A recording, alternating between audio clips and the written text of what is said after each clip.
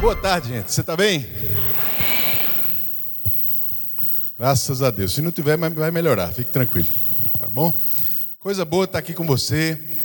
Tão bom esse tempo juntos aqui, irmãos, para a gente se desenvolver no chamado que Deus tem para a nossa vida. Amém? Porque eu sei que se você está aqui é porque você começou a entender que Deus tem um chamado para você nessa área, tratar com crianças, investir na vida desses pequenos para que eles possam crescer cada vez mais. E eu fico muito feliz com a sua presença aqui.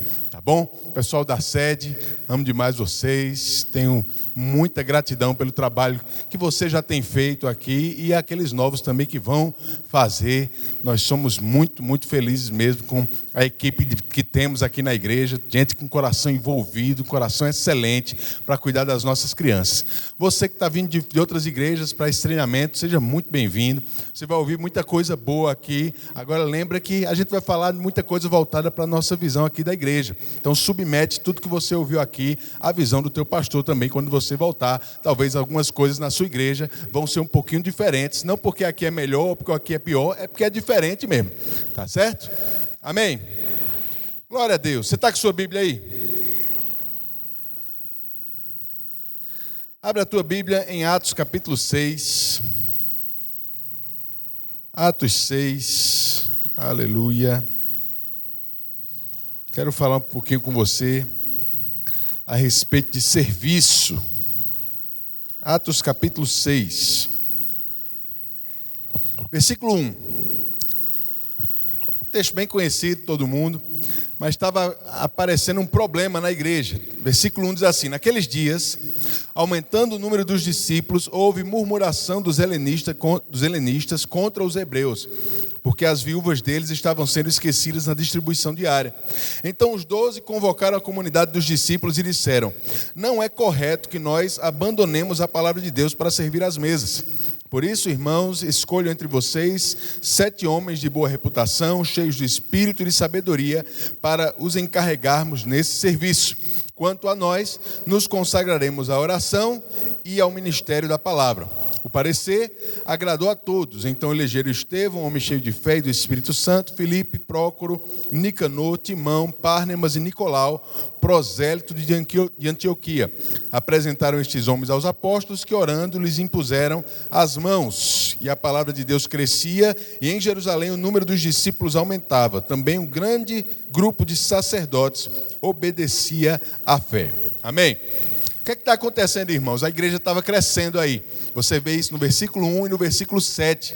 A igreja crescia antes daquela situação acontecer e continuou crescendo depois que a situação foi resolvida. E um grupo de pessoas na igreja não estava sendo atendido. A gente está falando aí de uma igreja que já tinha pelo menos 5.000 homens, fora mulheres e crianças. Então a gente já pode pensar em mais de 10.000 pessoas naquela igreja. E aí os discípulos que não tinham muita experiência, estavam aprendendo ainda a liderar, entenderam que eles precisavam criar alguns departamentos.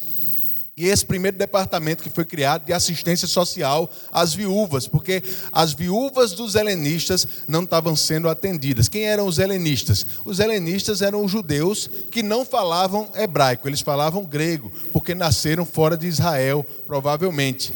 E era um grupo que era de judeus convertidos, mas que talvez era encarado com um pouquinho de preconceito naquele tempo, porque eles não falavam a língua original dos judeus. Mas aí aquelas viúvas não estavam sendo atendidas na assistência social da igreja. Os discípulos entenderam que era uma situação que precisava ser resolvida, mas que eles mesmos não tinham como atender todas aquelas pessoas e deixar de lado as obrigações que eles já tinham. Então eles decidiram levantar 7 pessoas. Eu quero chamar a tua atenção para algumas características aqui que esse texto traz acerca dessa situação. Primeira coisa, teve 3 pré-requisitos para aquelas pessoas que foram levantadas. A Bíblia diz que eles eram pessoas que tinham um bom testemunho, está aí no versículo 3, né? Tinham uma boa reputação, um bom testemunho, eram cheios do Espírito e também de sabedoria, ou conhecimento. Então, uma boa reputação, cheios do Espírito e cheios de conhecimento também. Amém, irmãos? Você está me entendendo até aqui? Glória a Deus. Olha só, presta bem atenção. Eu acredito que são características importantes para tudo que a gente vai fazer dentro da igreja. tudo que a gente vai servir ao Senhor em qualquer departamento dentro da igreja, a gente precisa alcançar esses três pré-requisitos aí. Agora, não é interessante que às vezes, quando a gente vai pensar sobre servir dentro da igreja, a primeira coisa que a gente pensa é, não, tem que ser uma pessoa bem espiritual.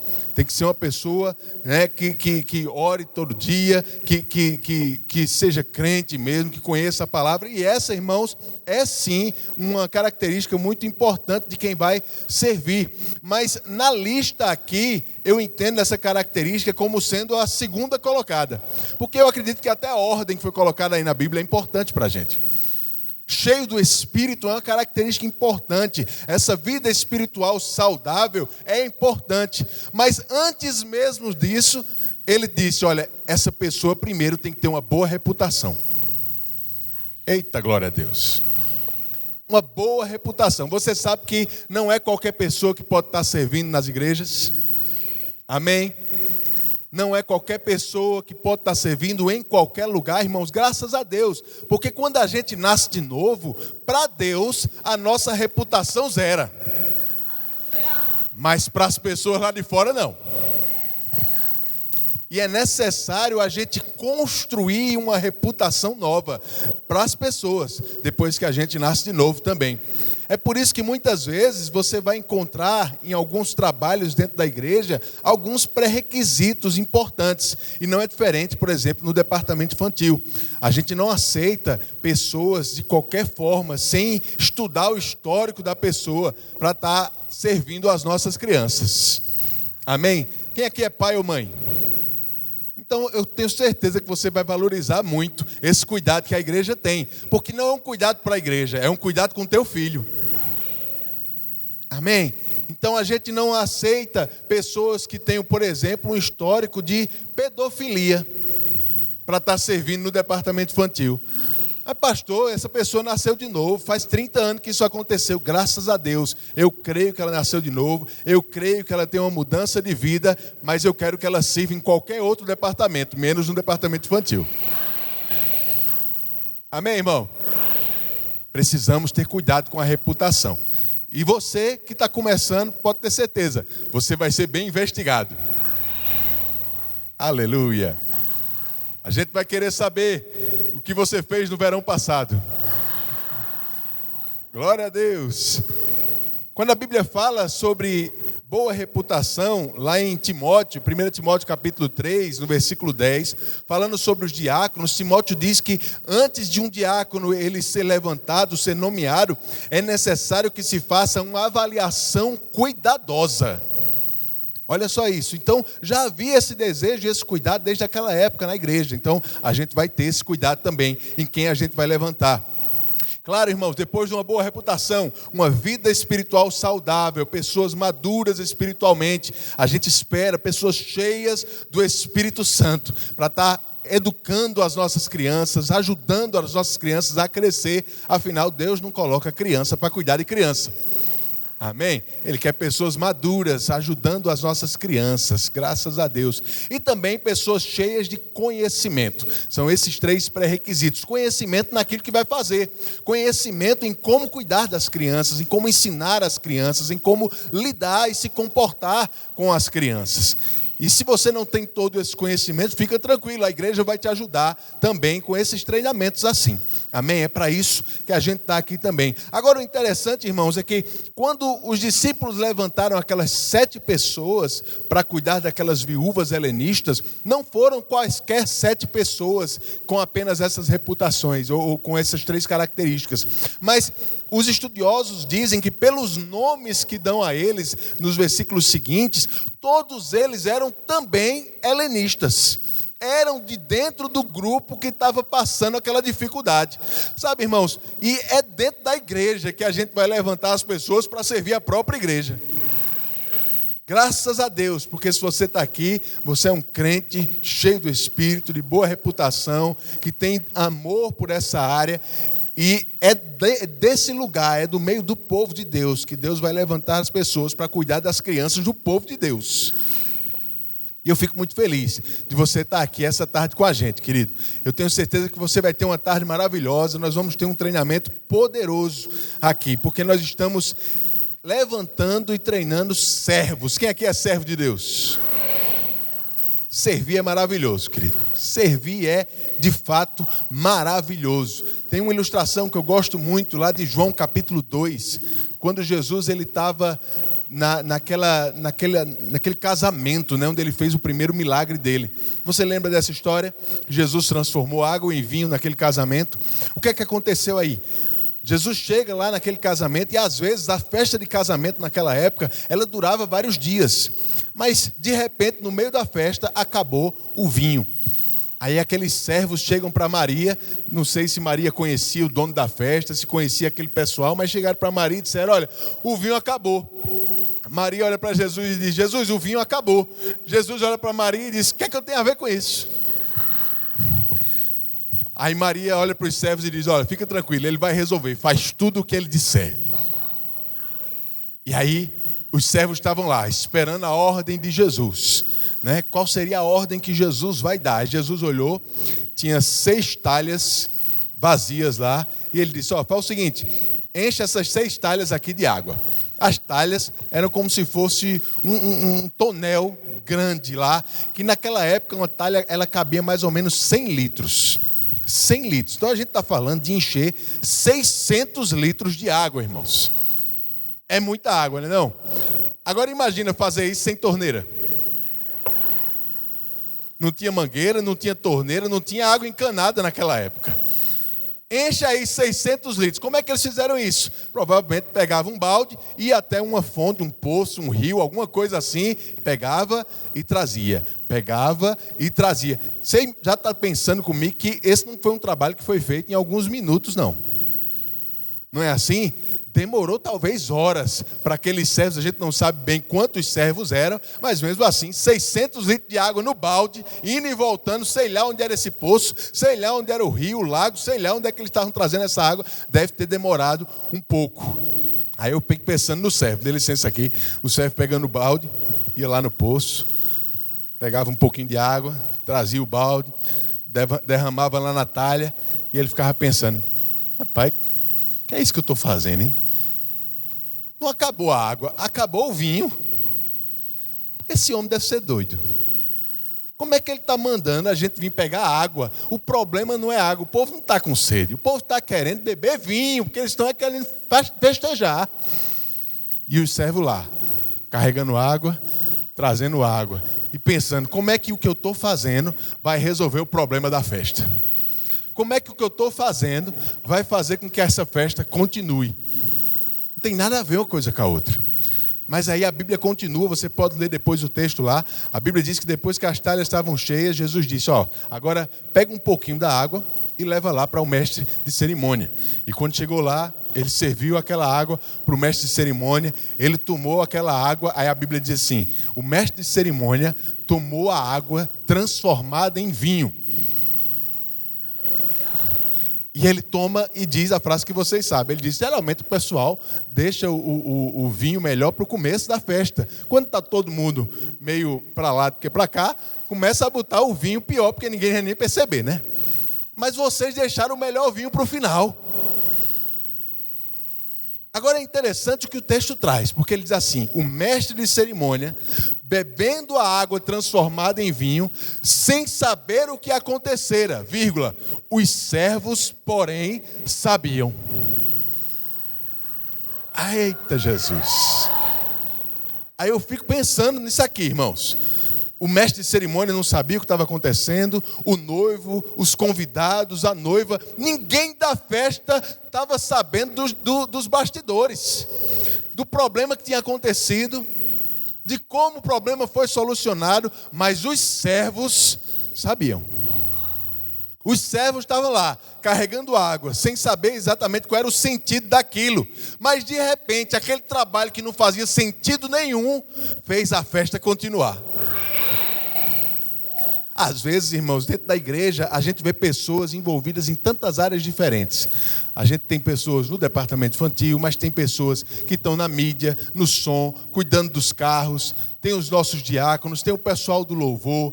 Tanta gente envolvida para fazer uma igreja funcionar, um culto acontecer. E às vezes eu fico pensando que talvez aquele irmão que está lá no trânsito, ele está pensando assim: rapaz, eu estou aqui no trânsito, mas eu queria mesmo era estar pregando para as pessoas, para ver as pessoas sendo transformadas. Se eu estivesse pregando a palavra, eu ia ver a família daquela pessoa sendo mudada, sendo restaurada. Eu ia ver uma pessoa nascendo de novo. Mas eu estou aqui cuidando de carro. Eu não sei como é que essa história de cuidar de carro vai transformar a vida das pessoas. Carregando água. Como é que cuidar das nossas crianças vai fazer com que as pessoas sejam salvas no culto? Eu não estou nem pensando nas crianças, que a gente sabe o trabalho direto que a gente faz nas crianças, mas eu quero que você pense em todas as repercussões e consequências que um departamento infantil pode ocasionar dentro da igreja, irmãos.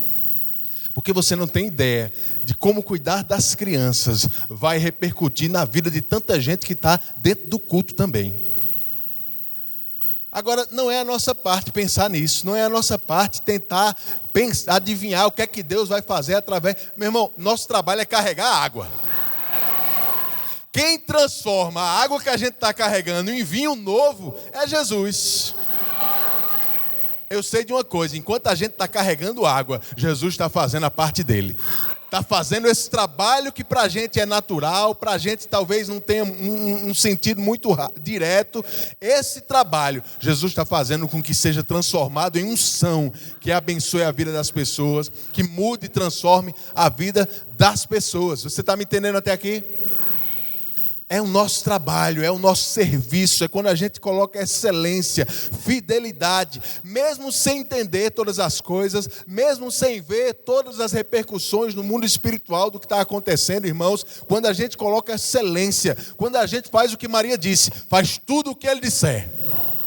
Eita, glória a Deus. Faz tudo o que ele disser, irmão. Deixa que ele vai transformar essa tua água em vinho e vai abençoar mais gente do que... Porque às vezes você está cuidando de algumas crianças lá e está pensando: são essas crianças que eu estou abençoando. Meu irmão, você não faz ideia de quantas mais pessoas estão sendo abençoadas por causa do que você está fazendo com aquelas crianças ali. Hoje eu pastorei a igreja aqui, irmãos. Você já pensou os tios do departamento infantil que cuidaram de mim? Está aqui Socorro, que era uma delas. É porque ela começou muito nova, viu, gente? Né? Mas eu comecei na igreja com 8, 9 anos, irmão. Eu lembro muito claramente de muita coisa no departamento infantil. Eu lembro que a gente tinha um professor aqui chamado Sebastião. Lembra de Sebastião? Sebastião já era um senhor naquela época, né? Para mim ele devia ter uns 80 anos na época, mas não tinha não, era exagero, é porque criança acha que ele é mais velho. Mas ele devia ter uns 40, 50 anos, né? Há uns 20 anos atrás. E eu lembro de que ele fazia várias coisas no departamento infantil, mas uma das coisas que ele fazia me chamava muita atenção, porque tinha umas peças que os professores faziam para as crianças, e nessas peças, geralmente, ele fazia um personagem chamado Não Muito Esperto. Ainda tem esse personagem do departamento infantil? Tem? Tem aqui. Não muito esperto. Agora você imagina um senhor de uns 50 anos, naquela época, Sebastião, ele nunca foi muito expressivo, não. Ele era bem quietinho, para lá, baixinho. E ele botava um boné de lado e fazia o personagem não muito esperto. Era engraçado demais, meu irmão. Mas aqueles professores, eles plantaram coisas na minha vida. E hoje eu estou podendo plantar coisas na vida de outras pessoas. E olha a repercussão do trabalho que eles fizeram lá atrás, na minha vida e na vida de tantas outras pessoas. Tem gente aqui que estava comigo no departamento infantil naquela época também. Graças a Deus, irmãos. Você não tem ideia da repercussão do que você tem feito e do que você vai fazer na vida dessas crianças e de tantos outros que vão ser alcançados por causa disso. Amém? É por isso que a gente tem que servir, não pensando se o que a gente está fazendo está tendo algum resultado prático, se a gente está vendo alguma coisa. A gente serve simplesmente porque Jesus mandou. Faz tudo o que Ele disser. Se foi esse que Ele disse para fazer, se é essa a instrução, irmãos, coloca o teu coração, faz com excelência, se envolve mesmo nessas coisas. Amém? Aleluia, é tão bom a gente investir na vida de crianças. Sabe, eu não sei se você sabe, mas muitos estudiosos concordam hoje que os discípulos de Jesus, a grande maioria, era adolescente. Às vezes a gente acha que os discípulos eram adultos, de 30 e poucos anos, como Jesus era, mas a maioria dos discípulos de Jesus eram adolescentes, entre 15, 16, 18. Apenas Pedro tinha... Desculpa aí. Apenas Pedro, ele tinha menos de 21 anos, provavelmente. Porque naquela história lá de pagar imposto, você lembra quando Jesus teve que pagar imposto? Ele só precisou pagar dele e de Pedro. E só pagava imposto quem tinha acima de 21 anos. Os outros discípulos eram menores. Para você ter uma ideia, João morreu em aproximadamente 96 depois de Cristo. 66 anos depois que ele começou a andar com Jesus. Você acha que ele tinha 30 anos quando começou? Claro que não. João começou menino, com 15, 14 anos, andando com Jesus para viver tanto tempo assim. Naquele tempo, o povo já não vivia tanto tempo assim. E Jesus investiu em jovens, adolescentes, para formar neles um coração de pessoas que podiam dar prosseguimento ao que ele estava começando ali naquele momento. E eu creio, irmãos, que Jesus só fez isso porque ele tinha pouco tempo de ministério. Porque se ele tivesse uns 20, 30 anos aqui na terra de ministério, ele tinha começado era logo com criança. Era muito mais fácil, né? Formar a criança desde cedinho, para ela não pegar vício nenhum. Ele teve que começar com os adolescentes. Graças a Deus, você está tendo uma chance boa de educar as nossas crianças na palavra. Eu gosto dessa palavra educar, e eu não quero usar ela no sentido da família, a família que educa em casa, mas existe uma educação da palavra também. A Bíblia fala disso. A Bíblia diz em 2 Timóteo capítulo 3, versículo 16, que as Escrituras nos educam, que a graça de Deus, Tito 2 diz, ela também nos educa. E você está nos ajudando, está ajudando as crianças a serem educadas pela palavra de Deus. Porque existe um comportamento adequado ao Filho de Deus. Amém. E é isso que a gente está fazendo, irmãos, investindo nas nossas crianças, investindo para que desde cedo eles se tornem discípulos de Jesus e caminhem, cresçam e possam abençoar tantas outras pessoas. Amém? Aleluia! Aleluia! Deixa eu te dizer algo, querido. A gente tem um negócio, eu gosto de falar isso quando eu estou falando sobre serviço. Tem um negócio que isso não está na Bíblia não, tá certo? Isso aqui é um pensamento meu, tá bom? Se for heresia, fui eu que inventei essa heresia, tá certo? Não está na Bíblia, mas também a Bíblia não diz nada contra isso. Mas tem um negócio que eu tenho certeza que foi Deus que inventou para fazer a gente crescer. É um negócio que faz a gente dominar a nossa carne. É um negócio que nos ajuda a vir para a igreja quando a gente não quer. Esse negócio se chama escala. Rapaz, isso é de Deus demais. A tal da escala é de Deus. Você está rindo, você já sabe do que eu estou falando, né?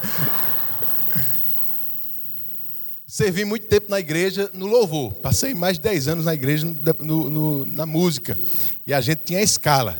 Hoje a gente tem vários grupos aqui. Naquele tempo não tinha tanto grupo assim não. Então a gente tocava quase todo o culto. Estava escalado. E eu comecei na adolescência lá, irmãos, e saía geralmente no sábado de noite com o pessoal, a gente fazia as programações, dormia tarde. No domingo de manhã, o culto era às 10, 8 horas a gente tinha que estar na igreja. Oh, glória a Deus! Você já imagina que a gente acorda com uma vontade de ir para a igreja, né? Animado. Mas sabe por que eu vinha? Porque você era muito crente, não era, pastor? Porque você era espiritual demais. Não, irmão, eu vinha porque eu estava escalado. Era porque eu estava escalado. É porque meu nome saiu lá na tabelinha da escala daquele domingo. E eu pensava assim, se eu não for, meu líder vai me pegar no meu pé. Se eu não for, a banda vai ficar com um instrumento a menos. Se eu não for, aquela parte que a gente ensaiou, que depende do que eu vou fazer, não vai dar certo. E Deus, pastor? Deus também, eu lembrava dele depois. Mas eu confesso a você que o meu primeiro ânimo era a escala. O ânimo não, a obrigação, né? A responsabilidade de cumprir a escala. E graças a Deus, irmãos, porque a escala fazia eu levantar da cama, limpar a remela dos olhos e vir para a igreja. Sem querer, sem vontade, sem muita animação, mas eu vim. E quando chegava aqui, ouvia a palavra, via os irmãos, tinha comunhão, crescia e amadurecia no Senhor. Sem vontade de ter vindo, mas deu certo. Então, não venha dizer a mim que escala não é espiritual. Não é espiritual, irmão. Só pode ser espiritual um negócio desse.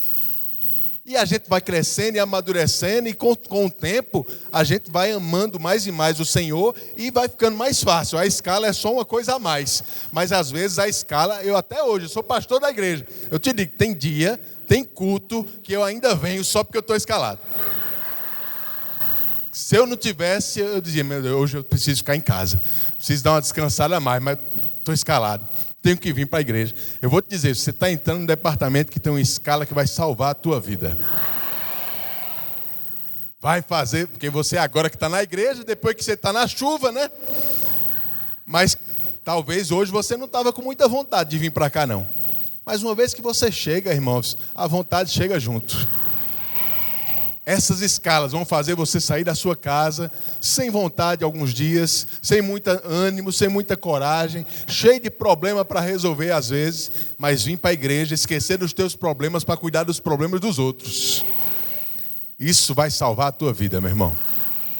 Amém. Então seja fiel com a tua escala, seja fiel com o seu líder, seja fiel com os seus horários. Amém. Tem horário para chegar. Seja fiel com esses horários, porque você é uma pessoa excelente. A gente está numa igreja que ensina excelência, você precisa fazer tudo com excelência. E o horário que você chega diz muito a respeito de quem você é.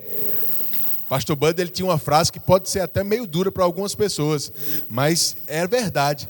Ele diz assim, olha, se você diz que vai chegar num horário e não chega, tem um problema aí com você, porque se a sua palavra não vale nada, você também não vale nada. Eita Jesus. Você pode dizer isso com todo carinho para quem está do seu lado? Diga para ele, se a sua palavra não vale nada, talvez você também não valha nada.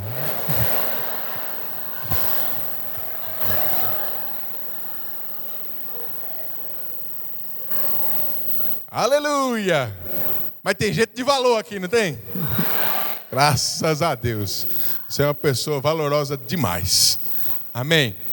E eu tenho certeza, irmãos, que as nossas crianças, os pais delas, vão ver o valor que você tem no teu compromisso, na tua excelência, na tua dedicação, em tudo que você vai fazer aqui e já tem feito. Mais uma vez, eu sou grato demais, como pastor, por todo o serviço que o nosso departamento infantil tem realizado aqui. Nós não poderíamos ter uma igreja tão bem sucedida se não fosse um departamento tão bem sucedido assim não. Amém? Amo a vida de vocês demais. Quero chamar a Juliana aqui. Ela vai dar prosseguimento. Um abraço grande e conta com a gente para tudo que você precisar. Amém?